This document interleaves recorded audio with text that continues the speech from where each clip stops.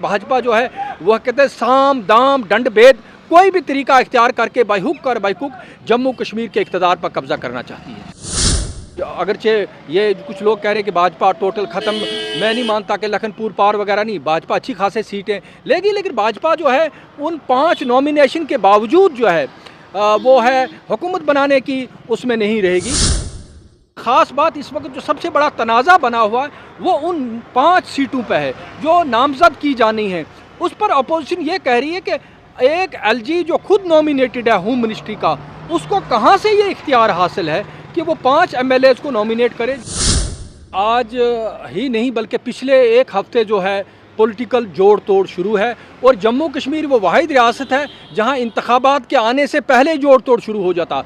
भाजपा जो है पिछले एक हफ्ते से उन्होंने राम महोदय को आरएसएस से उठा लाया और वो जोड़ तोड़ में मसरूफ़ है, तरुण चुग, अशोक कोल सब जो है। लेकिन एक हैरानगी की बात यह है कि कश्मीर से हमें सोर्सेज बता रहे हैं कि जितने लोगों को वो कोशिश कर रहे हैं करीब लाने की, वो कह रहे हैं न तोबा तोबा तोबा तो हम तो नहीं आने वाले। ये भाजपा के लिए अच्छी खबर नहीं है। लेकिन उसके बावजूद भाजपा जो है पैसा जिस तरीके से इलेक्शन में खर्चा गया, बाकी जेरीमैंडरिंग की गई, भाजपा की भरपूर ये कोशिश है कि वो यहाँ पे गवर्नमेंट फॉर्म करें और जो पिछले 5 साल में उन्होंने ख़राबियाँ करने से रह गए अगले दिनों में करें। लेकिन उसमें हौसला अफजा खबरें ये आ रही हैं कि आज के दिन की सबसे बड़ी खबर अगर आप सुनना चाहते हैं वो है कि महबूबा मुफ्ती ने जो पीडीपी की सदरनशीन है, उन्होंने गैर मशरूत जो है सफारिश का उसका हिमायत का ऐलान कर दिया कि मैं इंडिया ब्लॉक, हालांकि उस खातून ने उसको उठा के जो है इंडिया ब्लॉक से बाहर फेंका था। एनसी ने उसको कोई सीट तक नहीं दी, उसको ख़त्म करने, उसने कहा हमारे पास 4 आए 3 आए 5 एमएलए वो आपके हवाले,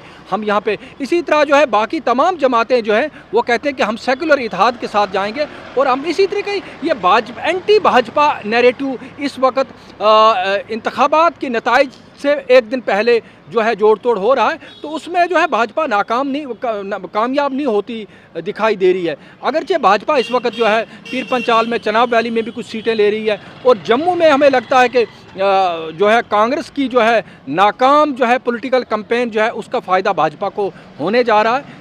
अगरचे ये कुछ लोग कह रहे हैं कि भाजपा टोटल ख़त्म, मैं नहीं मानता कि लखनपुर पार वगैरह नहीं, भाजपा अच्छी खासी सीटें लेगी, लेकिन भाजपा जो है उन 5 नॉमिनेशन के बावजूद जो है वो है हुकूमत बनाने की उसमें नहीं रहेगी। तो वो 5 पर भी उस वक्त बहुत बड़ा तनाज़ा चल रहा है। उस वक्त इंटायर अपोजिशन उसको इलीगल, अनडेमोक्रेटिक और अनकॉन्स्टिट्यूशनल बता रही है कि इलेक्टेड जो एक नॉमिनेटेड एलजी है वो किस तरीके से जो है नॉमिनेट कर सकता है 5 एमएलएज़ को, और वो भी हुकूमत बनाने से पहले। तो ये सारी बातें आज की जो ये जोड़ तोड़ चल रहा है, तो इस पर जो है आप देखते हैं कि कल क्या नताइज आते हैं। लेकिन भाजपा जो है वह कहते हैं साम दाम दंड भेद कोई भी तरीका इख्तियार करके बाहुक और बाहुक जम्मू कश्मीर के इक़्तिदार पर कब्जा करना चाहती है। अब ये अगर आप एग्ज़िट पोल को भी देखें या बाकी भी जितने जायज़े आ रहे हैं तो उसमें इंडिया ब्लॉक को एज हासिल है और इंडिया ब्लॉक से बाहर जो जमातें हैं पीडीपी, उसका ये ऐलान करना, इवन इंजीनियर रशीद को भी अब उसकी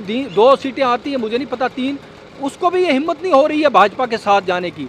सज्जाद लोन को हिम्मत नहीं पड़ रही है। तो मुझे लगता अपनी पार्टी भी ये खुदकशी नहीं करेगी, तो लिहाजा कश्मीर से मुझे लगता कोई भी जो है भाजपा के साथ नहीं जाएगा। बिल्कुल न सिर्फ डोगरा सीएम बल्कि हिंदू सीएम ऐसी मैं कहता हूँ कि बेहुदा जो है बकवास इन्होंने कैंपेन के दौरान की। लेकिन जो हमें इनपुट्स वादी से मिल रहे हैं ना, हमें लगता है कि वही सियासी जमात, वही शख्सियत इस वक्त, आप सज्जाद लोन की बात आपने नाम लिया और सज्जाद लोन ने वो वोट किस बात पर लिए हैं, आप उनकी इलेक्शन स्पीच निकालिए, वो कहते हुए सुनाई देंगे आपको कि जो मोदी का यार है, आगे आप खुद देख लें, ये उसने कहा नहीं है। इसी तरह इंजीनियर रशीद की सारी कैंपेन जो एंटी भाजपा रही है। कोई जमात और अपनी पार्टी जो एक ज़माने में कहती थी कि हम सब कुछ जो है वज़ीर आज़म हिंद वगैरह वही उनका, उन्होंने भी ये कैंपेन जो है एंटी मोदी और एंटी ये भाजपा चलाई है। तो हमें नहीं लगता कि उनके पास कोई मॉरलिटी रह जाएगी कि इनके साथ जाने की। क्या इंजीनियर रशीद आज 3 रोज़ के बाद दिल्ली से वापस जब श्रीनगर लौटे तो उन्होंने अपनी एक अजीब जिसको उमर अब्दुल्ला ने सवाल उठाए, वो एक अजीब और गरीब तजवीज़ लेकर आए कि आप जो है पहले सरकार मत, पहले जब तक आपको जो है रियासत का दर्जा लौटाया नहीं जाता आप सरकार मत बनाइए। तो उससे जो बाकी इवन उसने ट्वीट किया है उमर अब्दुल्ला ने, उनने कहा ये दिल्ली का प्लान है ताकि ये दिल्ली जो है यहाँ पे सदारती राज को तूल देना चाहती है, उसको बढ़ाना चाहती है। वरना ये कौन सी तुक बनती है कि हम हुकूमत ना बनाएं? इसका मतलब आप इसी रूल को कंटिन्यू करना चाहते हैं। तो उस पर भी इंजीनियर रशीद मुझे लगता है कि वो फंस चुके हैं। अब उनके कितने एमएलएज आते हैं, तो वो दिल्ली से जब गए थे तो उन बहुत से लोगों ने सवालात उठाए थे कि वो दिल्ली से बातचीत करने गए हैं। तो ये कल, क्योंकि अब मुझे लगता 24 ही घंटे रह गए हैं, कल इस वक्त तक ये सारी सूरत हाल वाज़ह हो जाएगी। और सबसे ख़ास बात इस वक्त जो सबसे बड़ा तनाज़ा बना हुआ है वो उन 5 सीटों पे है जो नामज़द की जानी है। उस पर अपोजिशन ये कह रही है कि एक एलजी जो खुद नॉमिनेटेड है होम मिनिस्ट्री का, उसको कहाँ से ये इख्तियार हासिल है कि वो 5 एमएलएज को नॉमिनेट करे जो बज़ाते खुद नॉमिनेटेड है? क्योंकि ये इख्तियार जो है इलेक्टेड गवर्नमेंट को होना चाहिए। और वो भी कहते हैं कि कल ही नताइज आने से पहले, गवर्नमेंट फॉर्मेशन से पहले बीजेपी अपनी गिनती 5 से शुरू करने जा रही है। तो इस पर सवालात उठाए जा रहे हैं। कांग्रेस का बयान आया, प्रेस कॉन्फ्रेंस आई है, आज मैं नेशनल कॉन्फ्रेंस की प्रेस कॉन्फ्रेंस देख रहा, वो उसमें कह रहे हैं कि हम सुप्रीम कोर्ट में जाएंगे। बहरहाल ये एक लड़ाई चल रही है कि उन 5 नॉमिनेशंस को लेकर, अगरचे वो कह रहे हैं कि ये नॉमिनेट तो एलजी ही करेगा, लेकिन रिकमेंडेशन करने की जो है वो करने की जो है पावर सिर्फ और सिर्फ इस कैबिनेट को होगी, वो हुकूमत को होगी। वो इलेक्टेड गवर्नमेंट जो है वो इसको नॉमिनेट करेगी और एलजी जो है इसको फाइनलाइज करेगा। लेकिन ये कौन सी बात हुई कि आप हैंड पिक लोगों को चुने और फिर उसमें जो है अपनी गिनती बढ़ाएं?